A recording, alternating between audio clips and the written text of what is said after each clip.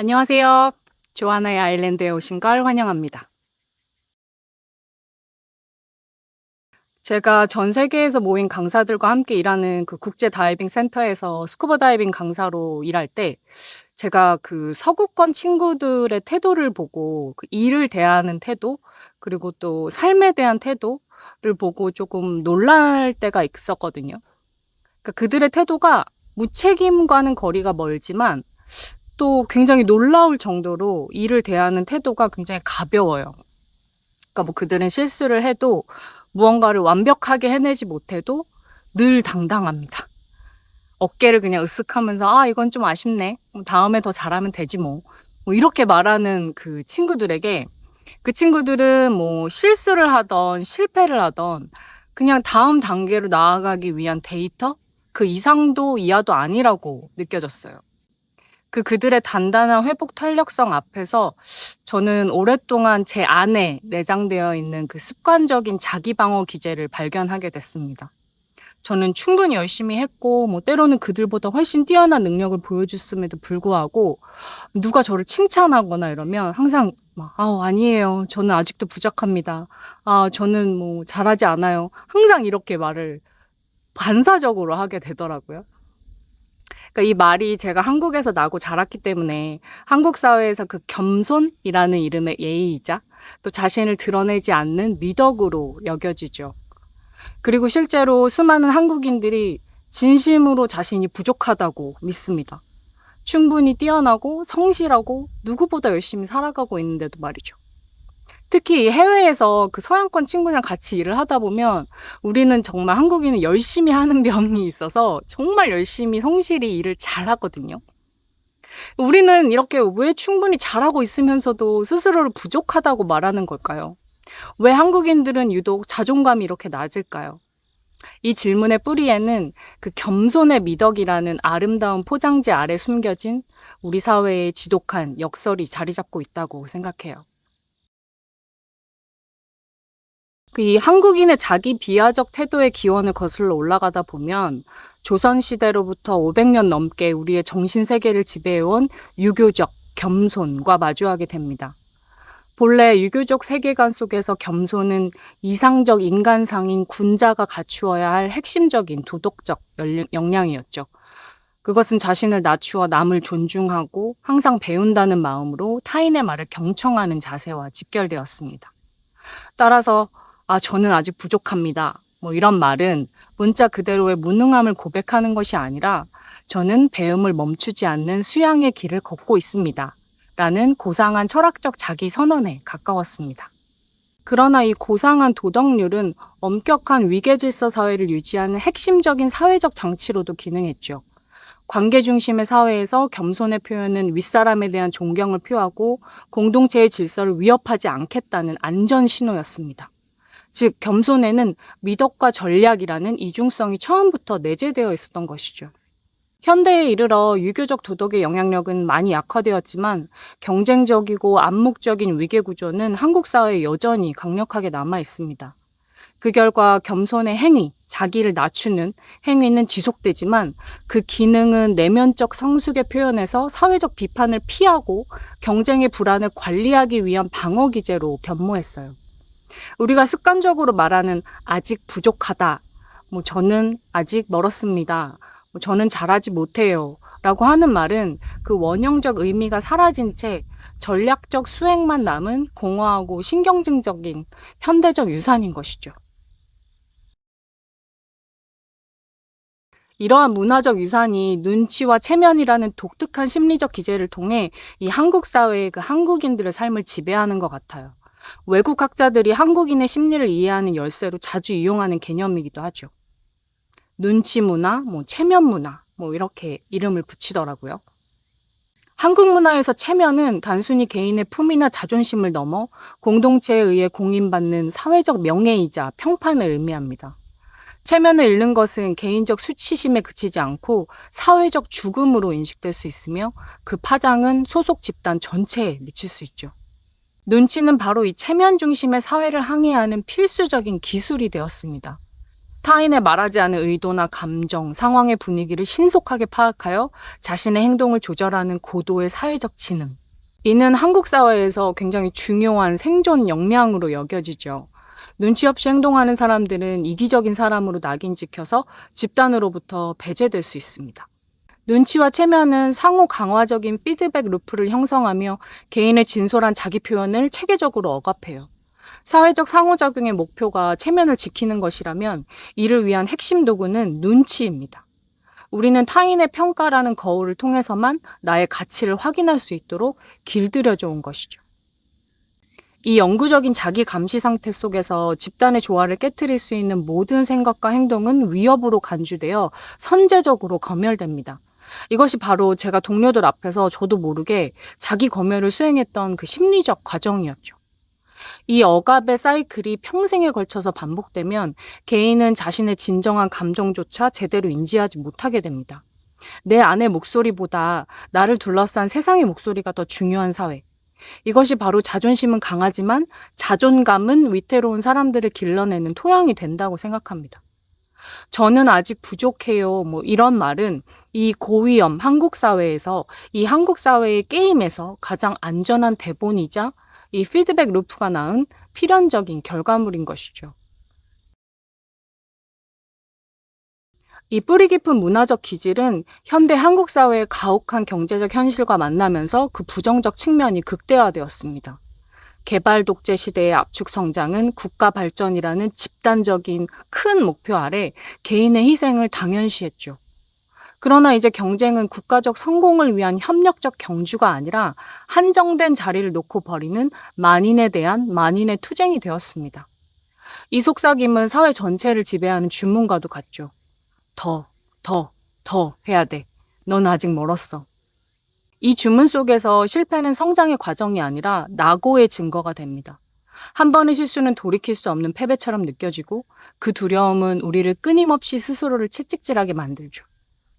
과거 공동체의 조화를 유지하던 집단주의적 시선은 이제 SNS를 통해 끊임없는 사회적 비교와 서열 매기기를 위한 도구로 재편되었습니다. 타인의 편집되고 이상화된 삶의 모습은 영원히 충족될 수 없는 결핍감과 열등감을 낳습니다. 제가 서울에서 잡지사 에디터로 일할 때 저는 이 무자비한 게임의 한복판에 있었거든요.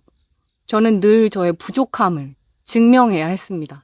더 나은 기사를 쓰기 위해서가 아니라 부족하지 않다는 것을 인정받기 위해 발버둥 쳤죠. 굉장히 역설적이죠. 제가 부족하지 않다는 걸 증명하기 위해서 또 한편으로는 부족함을 증명하는 것. 저의 가치는 제가 쓴 기사의 가치와 동일시되었고 또 기사가 좋지 않으면 저의 존재 자체가 가치가 흔들린다고 생각했어요.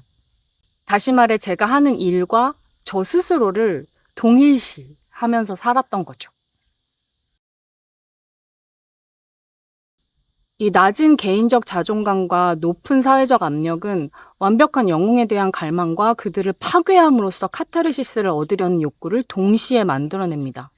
한국 사회가 공인, 연예인이나 정치인 등을 대하는 방식은 이 사회의 집단적 신경증을 가장 적나라하게 보여주는 잔혹한 의식과도 같은 거죠.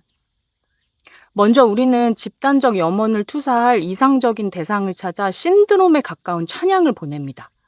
K-팝 아이돌이나 성공한 정치인, 세계적인 스포츠 스타는 복잡한 인격체가 아니라 우리가 도달하기 어려운 성공의 상징 그 자체로 소비됩니다. 그들의 성공은 나의 성공이 아닌 우리의 성공으로 여겨지고요. 이를 통해서 우리는 대리만족과 국가적 자부심을 느끼죠. 그러나 우리가 영웅을 올려놓은 재단은 극도로 위태롭습니다. 영웅에게서 발견되는 사소한 흠결이나 인간적인 실수조차 단순한 오류가 아닌 집단이 공유하던 이상에 대한 배신으로 간주됩니다. 그 뒤에 이어지는 비난의 강도는 불균형적으로 가혹하죠. 그 분노는 단지 특정 행위에 대한 도덕적 판단이 아니라 우리 내면에 억압되어 있던 좌절감, 시기심, 박탈감이 투사된 결과이기 때문입니다. 추락한 영웅을 공격하는 행위는 자신의 삶에서 무력감을 느끼는 개인에게 일시적이나마 도덕적 우월감과 강력한 카타르시스를 제공하죠. 결국 공인은 사회의 불완전함을 대신 짊어지는 희생양이 되어 그들에 대한 극단적인 반응은 개인의 실수가 아닌 집단의 심리적 필요에 의해 추동되는 것입니다. 그렇다면 우리는 어떻게 이 지독한 자기 비하의 굴레에서 벗어날 수 있을까요? 이 서구권 친구들이 무작정 난 잘났어, 난 잘해, 난 뭐 다 잘해, 막 이렇게 외치는 게 사실 답은 아닐 거예요. 그것은 우리의 문화적 토양과는 잘 맞지 않는 또 다른 형태의 강박일 수도 있죠. 하지만 서구권 친구들이 가진 그 높은 자존감과 회복 탄력성의 근원은 분명히 시사하는 바가 있습니다. 실패해도 괜찮다는 사회적 믿음과 결과가 아닌 과정을 존중하는 문화 속에서 자라나는 거죠. 실리콘밸리에 빨리 실패하고 실패를 통해 전진하라. 이런 구호가 있죠.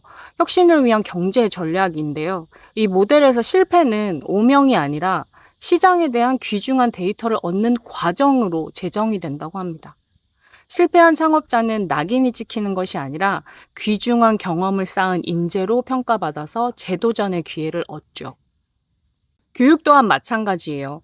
핀란드는 매년 10월 13일을 실패의 날로 기념하여 실패를 통해 배우는 경험을 사회적으로 장려한다고 합니다. 또한 스탠퍼드 대학의 심리학자 캐럴 드웩이 제시한 성장 마인드셋 이론은 서구 교육에 큰 영향을 미쳤죠. 성장 마인드셋을 가진 사람은 실패를 자신의 타고난 능력에 대한 평가가 아닌 다른 전략이 필요하다는 정보로 해석합니다. 근본적인 차이는 실패가 무엇을 의미하는가에 있는 것 같아요. 한국적 맥락에서 실패는 나는 실패자다라는 정체성의 위기로 이어집니다. 제가 20대 때부터 그 청년 세대에서 이 루저라는 그 굉장히 자기 비하적인 단어, 굉장히 냉소적인 단어가 생겨서 이제 두루두루 쓰기 시작했거든요. 반면 이상적인 서구 모델에서 실패는 내가 한 프로젝트가 실패했다와 같이 실패와 자아를 분리할 수 있는 심리적 공간을 제공합니다.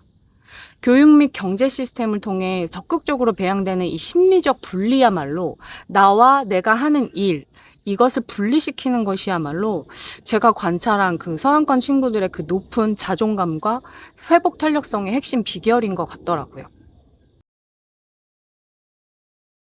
제가 서구권 사회를 경험하면서 일을 하면서 느꼈던 거는 확실히 거기에서는 제 명함이나 학벌이나 나이나 이런 거를 별로 상관하지 않습니다.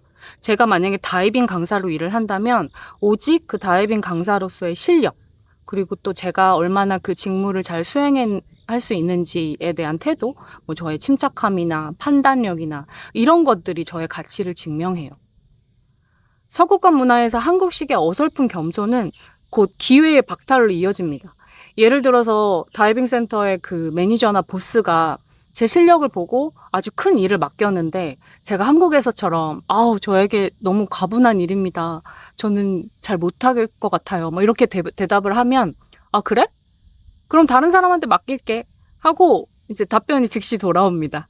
다이빙 강사가 저는 아직 부족합니다라고 말하는 거는 겸손이 아니라 물속에서 교육생의 안전을 책임질 수 없다는 무책임한 고백처럼 받아들여지는 거죠. 저는 그곳에서 비로소 외부의 평가가 아닌 나 스스로를 객관적으로 바라볼 줄 아는 시각, 그리고 나 스스로에게 좀 더 관대해져야 한다는 시각이 바탕이 된 단단한 자기 신뢰, 즉 자존감을 배우고 거기에 대해서 다시 한번 생각하게 됐어요.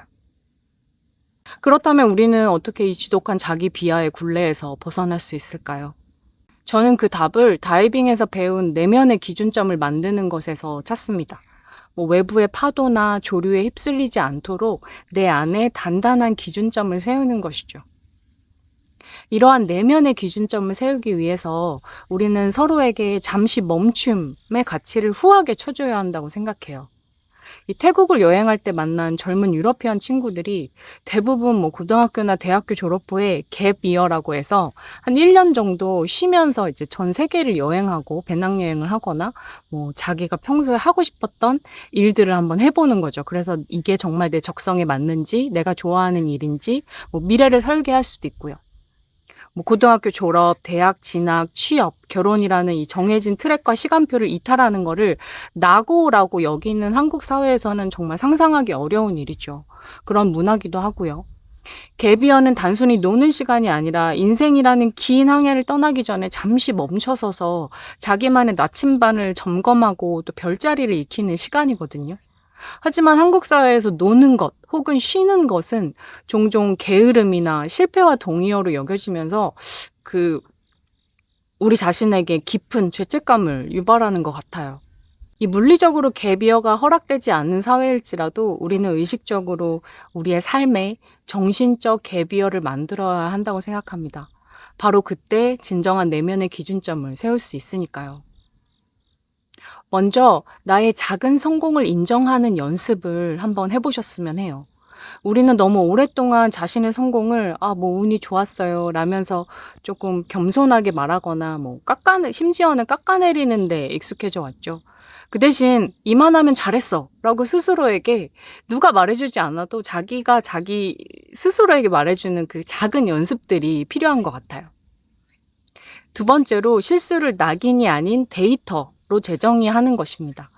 나는 왜 이것밖에 못할까라고 자책하는 대신에 이 방법은 아니었구나. 다음엔 다른 방법을 시도해봐야지 라고 생각하는 거죠. 실패는 나의 가치를 증명하는 시험이 아니라 더 나은 길을 찾기 위한 정보 수집의 과정일 뿐이라고요.